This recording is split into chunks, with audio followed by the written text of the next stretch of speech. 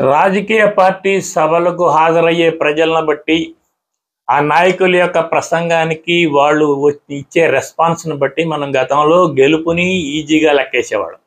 అయితే ఈ మధ్య కాలంలో మీడియాలు ఒక పార్టీలకు కొమ్ము కాస్తూ అంటే ఈనాడు, ఆంధ్రజ్యోతి ఇట్లాంటివన్నీ కూడా తెలుగుదేశం మీడియా, సాక్షి, ఎన్టీవీ, ఈ టీవీ9 వీళ్ళంతా కూడా సా వైసీపీ మీడియాగా మారి వీళ్ళిచ్చే ప్రొజెక్షన్, వీళ్ళిచ్చే కవరేజ్‌ని బట్టి ఆ పార్టీ సభలను వీళ్ళు ఎగతాళి చేయడం, ఈ పార్టీ సభలను వాళ్ళు ఎగతాళి చేయడం, జనం రాలేదని చూసేసి మనకు కన్ఫ్యూజన్ వస్తుంది. అయితే మనం కొన్ని సభలకు ప్రత్యేకంగా హాజరుపరచడం, కొంతమందిని అక్కడ ఉన్న వాళ్ళ సమాచారాన్ని మనం ప్రత్యేకంగా తెప్పించుకోవడం గమనిస్తే, జగన్ సభలకి ప్రజలు పెద్ద ఎత్తున హాజరవుతున్నారు.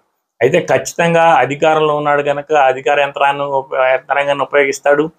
డబ్బు దండిగా ఉంది కనుక డబ్బును ఉపయోగిస్తాడు.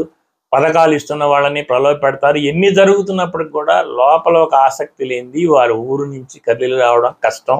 డబ్బు ఇచ్చినప్పుడు కూడా, ఎందుకంటే ఒక్కోసారి డబ్బు ఇచ్చినప్పుడు కూడా కొంతమంది పని చేయడానికి కూడా రావడం లేదు.